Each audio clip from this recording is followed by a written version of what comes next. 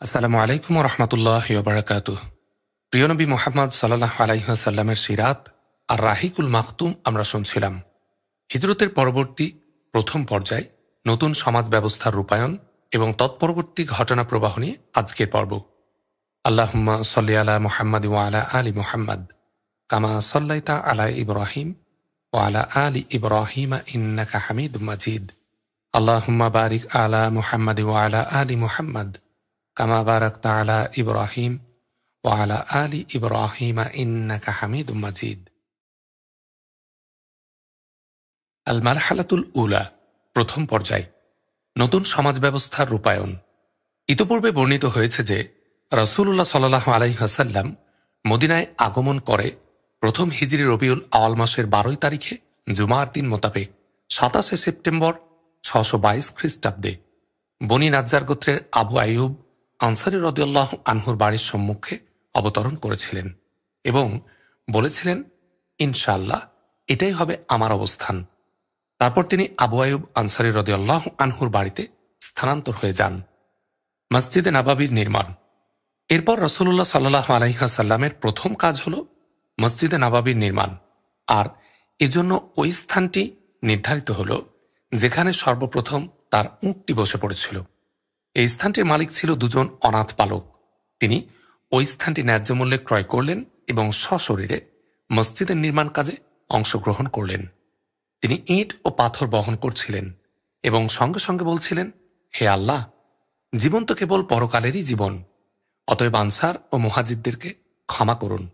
অধিকন্তু এ কথাও বলছিলেন, এটা খায়বারের বোঝা নয়, এ আমার প্রভুর পক্ষ হতে অধিক পুণ্যময় ও পবিত্র। রাসূলুল্লাহ সাল্লাল্লাহু আলাইহি ওয়াসাল্লামের কর্মধারা সাহাবীগণ রাদিয়াল্লাহু আনহুমকে উৎসাহিত, উদ্দীপিত এবং উজ্জীবিত করছিল। কাজে তারাও বলছিলেন, যদি আমরা বসে থাকি এবং নবী সাল্লাল্লাহু আলাইহি ওয়াসাল্লাম কাজ করেন, তবে আমাদের এ কাজ হবে পথভ্রষ্টতার। এ জমিতে মুশরিকদের কিছু সংখ্যক কবর ছিল, কিছু অংশ ছিল উঁচু নিচু ও অসমতল। তাছাড়া খেজুর ও কয়েকটি গারকাত গাছ ছিল। রাসূলুল্লাহ সাল্লাল্লাহু আলাইহি ওয়াসাল্লাম মুশরিকদের কবরগুলো পরিষ্কার করিয়ে নিলেন, অসমতল জায়গাটা সমতল করলেন এবং খেজুর ও অন্য গাছগুলো কাটিয়ে কিবলার দিকে খাড়া করে দিলেন।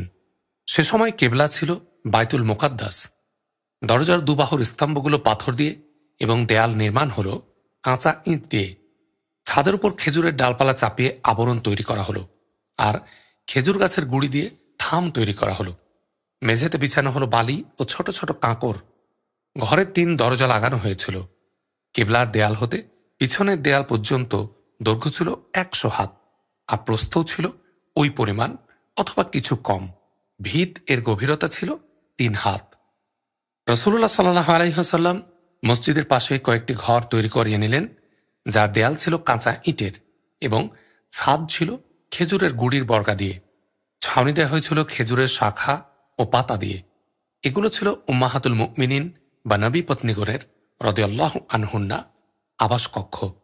এই কক্ষগুলোর কাজ সম্পূর্ণ হওয়ার পর রাসূলুল্লাহ সাল্লাল্লাহু আলাইহি ওয়াসাল্লাম আবু আইয়ুব আনসারী রাদিয়াল্লাহু আনহুর বাসা থেকে এই আবাসস্থানে স্থানান্তর হয়েছিলেন। মসজিদে নববী শুধুমাত্র সালাত আদায়ের কেন্দ্রবিন্দুই ছিল না, বরং তা ছিল তৎকালীন মুসলিম রাষ্ট্রের বিভিন্নমুখী কর্মকাণ্ডের উৎসস্থল। এ মসজিদেই ছিল মুসলিম সমাজের আদি শিক্ষা কেন্দ্র, যেখানে বসে মুসলিমগণ ইসলামের যাবতীয় শিক্ষা দীক্ষা ও হেদায়েতের পাঠ গ্রহণ করতেন। এ মসজিদেই ছিল এমন একটি মিলন কেন্দ্র, যেখানে জাহিলিয়াত জীবনের দীর্ঘকালের বিবাদ বিসম্বাদ ও যুদ্ধ বিগ্রহের অবসান ঘটে আরব গোত্রগুলোর মধ্যে সৌহার্দ্য ও ভ্রাতৃত্বের বন্ধন গড়ে তোলা হয়েছিল। এই মসজিদে বসত রাষ্ট্রীয় কার্যকর্ম পরিচালনার পরামর্শ সভা, রাষ্ট্রীয় নীতি নির্ধারণ, সৈন্য পরিচালনা, সন্ধি স্থাপন, চুক্তি সম্পাদন ইত্যাদি যাবতীয় কাজকর্মের কেন্দ্রবিন্দু ছিল এ মসজিদ নববী। অধিকন্তু এ মসজিদেই ছিল অনেক নিবেদিত সাহাবী রাদিয়াল্লাহু আনহুম এর আবাসস্থল। তাদের বাড়িঘর, ধন সম্পদ, আত্মীয় স্বজন বলতে কিছুই ছিল না। হিজরতের প্রথম দিকে আজান প্রথা প্রচলিত হয়। এটা এমন এক সুরেলা স্বর্গীয় ধ্বনি এবং সালাত কায়েমের উদ্দেশ্যে মসজিদে আগমনের জন্য আল্লাহ ছাড়া সত্য কোনো মাবুদ নেই এবং মুহাম্মদ সাল্লাল্লাহু আলাইহি ওয়াসাল্লাম আল্লাহর বান্দা ও রাসূল সম্বলিত মনোজ্ঞ আহ্বান, যা প্রত্যহ 5 বার প্রচারিত হয়। মসজিদে নববীতে যখন আজান দেয়া হতো এবং আজানের গুরুগম্ভীর আওয়াজ যখন আকাশের দিকে দিকে ধ্বনিত প্রতিধ্বনিত হতে থাকত, তখন একমাত্র আল্লাহর বড়ত্ব ও রাসূলুল্লাহ সাল্লাল্লাহু আলাইহি ওয়াসাল্লাম কর্তৃক আনিত দ্বীন ব্যতীত সকল কাফির মুশরিকদের দম্ভ ও অন্যান্য ধর্মের আভা নিষ্প্রভ হয়ে যেত। এ সম্পর্কে আব্দুল্লাহ বিন জায়েদ বিন আব্দে রব্বিহির রাদিয়াল্লাহু আনহুর স্বপ্নের ঘটনাটি সুপ্রসিদ্ধ রয়েছে। তিনি আজানের ধ্বনিগুলো স্বপ্নের মাধ্যমে জানতে পারেন এবং তা রাসূলুল্লাহ সাল্লাল্লাহু আলাইহি ওয়াসাল্লামের কাছে পেশ করেন। তাছাড়া উমার বিন খাত্তাব রাদিয়াল্লাহু আনহু অনুরূপ স্বপ্ন দেখেন এবং তা রাসূলুল্লাহ সাল্লাল্লাহু আলাইহি ওয়াসাল্লামের নিকট পেশ করেন। মুসলিমগণের মধ্যে ভ্রাতৃত্ব বন্ধন স্থাপন। মসজিদে নববীর নির্মাণ কাজে রাসূলুল্লাহ সাল্লাল্লাহু আলাইহি ওয়াসাল্লাম এবং মুসলিমগণ যেভাবে পারস্পরিক বোঝাপড়া, সাহায্য সহযোগিতা এবং উৎসাহ উদ্দীপনার এক অনন্য দৃষ্টান্ত স্থাপন করেছিলেন, তেমনিভাবে মুসলিমগণের মধ্যে এমন এক অপূর্ব ভ্রাতৃত্ব বন্ধন প্রতিষ্ঠিত হয়ে দিয়েছিল, যার তুলনা মানবজাতির ইতিহাসে কোথাও মিলে না। মুসলিমগণের এ ভ্রাতৃত্ব বন্ধনকে মুহাজির ও আনসারদের ভ্রাতৃত্ব বন্ধন নামে অভিহিত করা হয়েছে। ইবনুল কাইয়িম লিখেছেন, রাসূলুল্লাহ সাল্লাল্লাহু আলাইহি ওয়াসাল্লাম আনাস বিন মালিকের গৃহে মুহাজির ও আনসারগণের মধ্যে ভ্রাতৃত্ব বন্ধন স্থাপন করেছিলেন। এ সভায় সর্বশেষ 90 জন মুসলিম উপস্থিত ছিলেন। অর্ধেক সংখ্যক ছিলেন মুহাজির এবং অর্ধেক সংখ্যক আনসার। মুহাজির আনসার ভ্রাতৃত্বের মূল নীতিগুলো ছিল, একে অন্যের দুঃখে দুঃখিত হবেন এবং মৃত্যুর পর নিজ আত্মীয়ের মতো একে অন্যের ওয়ারিস বা উত্তরাধিকারী হবেন। ওয়ারাসাত বা উত্তরাধিকারের এ ব্যবস্থা বদর যুদ্ধ পর্যন্ত চালু ছিল। তারপর যখন সূরা আনফালের 75 নম্বর আয়াত নাজিল হয়, কিন্তু আল্লাহর বিধানে রক্ত সম্পর্কীয়গণ পরস্পরের নিকট অগ্রগণ্য। বলা হয়ে থাকে যে রাসূলুল্লাহ সাল্লাল্লাহু আলাইহি ওয়াসাল্লাম কেবলমাত্র মুহাজিরিনের মধ্যে আরও এক ভ্রাতৃত্ব বন্ধন গড়ে তুলেছিলেন, কিন্তু প্রথম মতটি অধিক প্রামাণ্য এবং গ্রহণযোগ্য। কেননা মুহাজিরিনগণ এমনিতেই পরস্পর ইসলামী ভ্রাতৃত্বে, দেশীয় ও গোত্রীয় ভ্রাতৃত্বে এবং আত্মীয়তার বন্ধনের কারণেই তাদের মধ্যে নতুন করে ভ্রাতৃত্ব বন্ধনে আবদ্ধ হওয়ার প্রয়োজন ছিল না, কিন্তু আনসারদের ব্যাপারটি ভিন্ন ছিল। এই ভ্রাতৃত্বের উদ্দেশ্য সম্পর্কে মোহাম্মদ গাজালি লিখেছেন যে, এ ছিল মূর্খতার যুগের বংশীয় সম্পর্ক ছিন্নকারী। আত্মীয়তা ও অনাত্মীয়তার সম্পর্ক যা কিছু হবে তা হবে ইসলামের জন্য। এরপর থেকে মানুষে মানুষে বংশ, বর্ণ ও দেশের সম্পর্ক মুছে যাবে। উঁচু নিচু ও মানবত্বের মাপকাঠি হবে কেবলমাত্র তাকওয়ার ভিত্তিতে, অন্য কোনো কিছুর ভিত্তিতে নয়। রাসূলুল্লাহ সাল্লাল্লাহু আলাইহি ওয়াসাল্লাম এ ভ্রাতৃত্বের বন্ধনকে শুধুমাত্র ফাঁকা বুলির পোশাক পরে ক্ষান্ত হননি, বরং এ ছিল এমন এক কার্যকর অঙ্গীকার ও প্রতিশ্রুতি যা রক্ত ও ধন সম্পদের সঙ্গে সম্পৃক্ত ছিল। এটা শুধু ফাঁকা বুলি এবং গতানুগতিক সালাম ও মুবারকবাদের মধ্যে সীমাবদ্ধ ছিল না, বরং এ ভ্রাতৃত্বের মধ্যে ছিল সমবেদনা, সহযোগিতা ও সহমর্মিতার এক অপূর্ব সংমিশ্রণ। আর এ কারণে তার পরিকল্পিত ও প্রতিষ্ঠিত এ নবতর জীবনধারা মানব জাতির ইতিহাসে এমন এক অধ্যায় রচনা করেছিল, কোনো কালেই যার কোনো তুলনা মিলে না। সহিহুল বুখারীতে বর্ণিত হয়েছে যে, মুহাজিরগণ যখন মদিনায় আগমন করলেন, তখন রাসূলুল্লাহ সাল্লাল্লাহু আলাইহি ওয়াসাল্লাম আব্দুর রহমান বিন আউফ রাদিয়াল্লাহু আনহু এবং সাদ বিন রাবির মধ্যে ভ্রাতৃত্ব বন্ধন স্থাপন করিয়ে দিয়েছিলেন। এরপর সাদ রাদিয়াল্লাহু আনহু আব্দুর রহমান রাদিয়াল্লাহু আনহুকে বললেন, আনসারদের আমি সর্বাপেক্ষা ধনী ব্যক্তি, আপনি আমার সম্পদ দুভাগে ভাগ করে অর্ধেক গ্রহণ করুন। তাছাড়া আমার 2 জন স্ত্রী রয়েছে, দুজনের মধ্যে যাকে আপনার পছন্দ হয় আমাকে বলুন, আমি তাকে তালাক দিব। ইদ্যুৎ পালনের পর তাকে বিবাহ করবেন। আব্দুর রহমান রাদিয়াল্লাহু আনহু বললেন, আল্লাহ আপনার ধন জন এবং মালমাত্তায় বরকত দিন। আপনাদের বাজার কোথায়? তাকে বনু কায়নুকার বাজার দেখিয়ে দেয়া হলো। তিনি যখন বাজার থেকে ফিরে এলেন, তখন তার নিকট অতিরিক্ত কিছু পনির ও ঘি ছিল। এরপর তিনি প্রত্যহ বাজারে যেতে থাকলেন। তারপর একদিন যখন তিনি বাজার থেকে ফিরে এলেন, তখন তার শরীরে হলুদ রঙের চিহ্ন ছিল। রাসূলুল্লাহ সাল্লাল্লাহু আলাইহি ওয়াসাল্লাম তাকে জিজ্ঞেস করলেন, এটা কি? তিনি বললেন, আমি বিবাহ করেছি। রাসূলুল্লাহ সাল্লাল্লাহু আলাইহি ওয়াসাল্লাম বললেন, স্ত্রীকে মোহর দিয়েছ তো? তিনি বললেন, একটি খেজুরের বিচি পরিমাণ স্বর্ণ অর্থাৎ সোয়া ভরি দিয়েছি।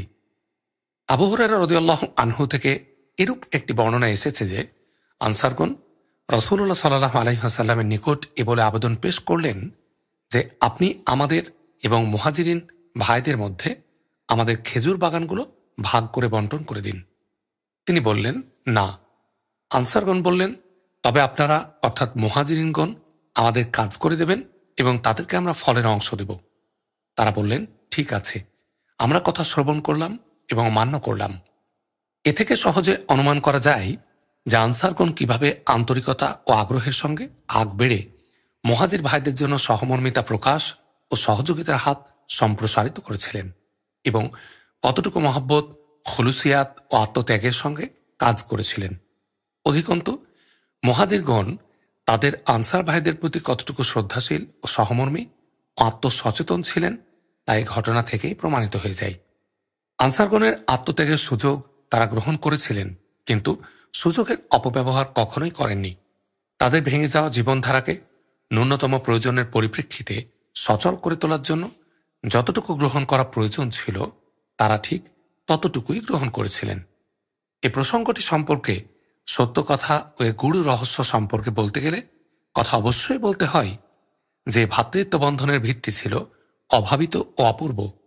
আল্লাহ দর্শন এবং বিজ্ঞানের উর্বর পলল ভূমিতে উপ্ত হয়েছিল ইসলামী রাষ্ট্র ও রাষ্ট্রীয় নীতিমালার বীজ, যার মধ্যে মুসলিমগণের সম্মুখে সৃষ্ট সকল সমস্যার সমাধান হয়েছিল সর্বোত্তম পন্থায়।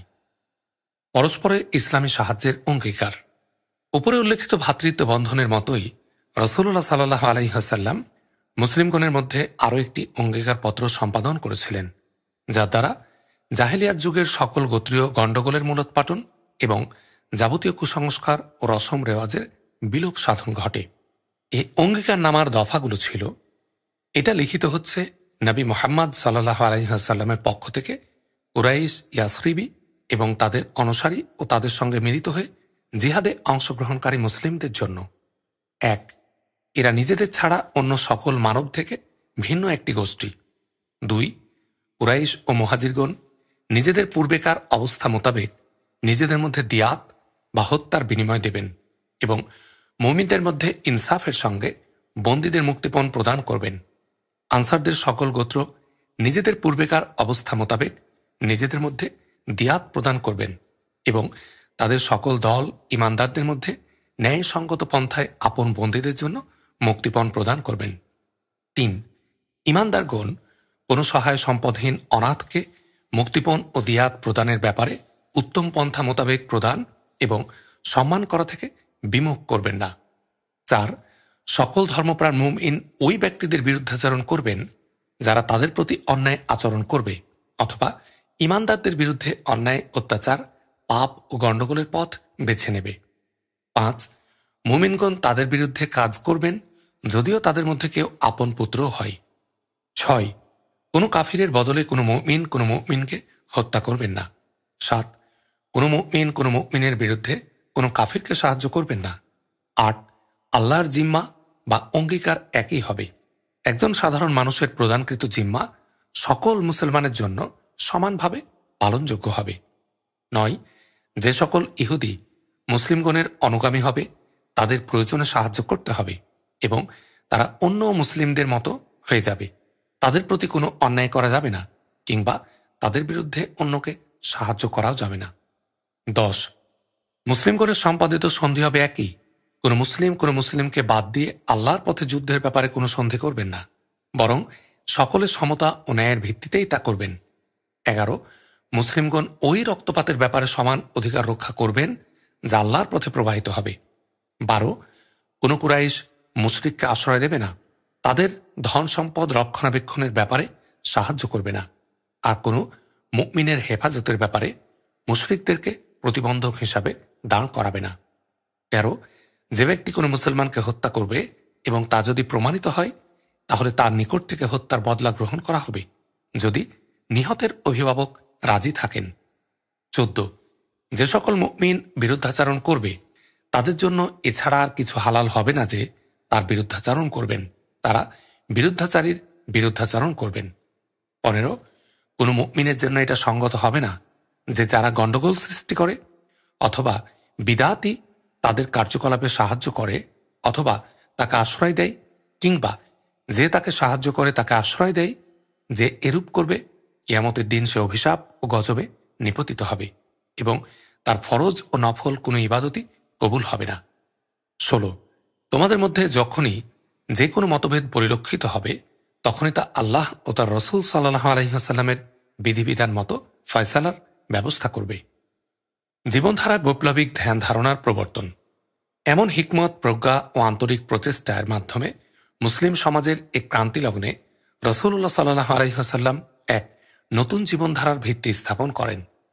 এই জীবনধারার বাহ্যিকতা প্রকৃতপক্ষে ওই আভ্যন্তরীণ পরিপূর্ণতারই প্রতিবিম্ব বা রশ্মি ছিল যাকে নবী সাল্লাল্লাহু আলাইহি ওয়াসাল্লামের সঙ্গ ও সাহচর্যের বদৌলতে অভাবনীয় এক সম্মানের আসনে সমাসীন করা সম্ভব হয়েছিল।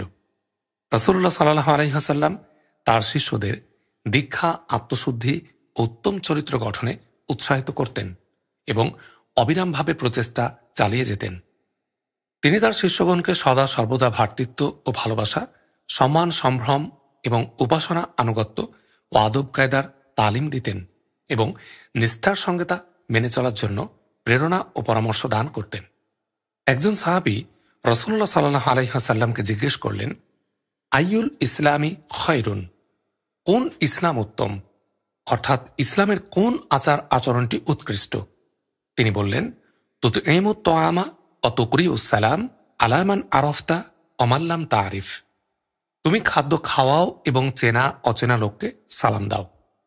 আব্দুল্লাহ বিন সালাম রাদিয়াল্লাহু আনহু এর বর্ণনা রয়েছে যে রাসূলুল্লাহ সাল্লাল্লাহু আলাইহি ওয়াসাল্লাম যখন মদিনায় আগমন করলেন তখন আমি তার দরবারে হাজির হয়ে তার পবিত্র মুখমণ্ডল প্রত্যক্ষ করে স্পষ্টত উপলব্ধি করলাম যে এ কমনীয়, রমণীয়, সুষমস্নিগ্ধ এবং উজ্জ্বলতা মণ্ডিত মুখমণ্ডলটি কোনো মিথ্যুক মানুষের হতেই পারে না, এবং তার মুখ নিঃসৃত যে প্রথমবার এটি শ্রবণ করেছিলাম তা ছিল, ইয়া আইয়ুহান নাস আফশুস সালাম ওয়া আতঈমুত তাআম ওয়াসিলুল আরহাম ওয়াসাল্লু বিল্লাইলি ওয়ান নাসু নিয়াম তাদখুলুল জান্নাতা বিসালাম।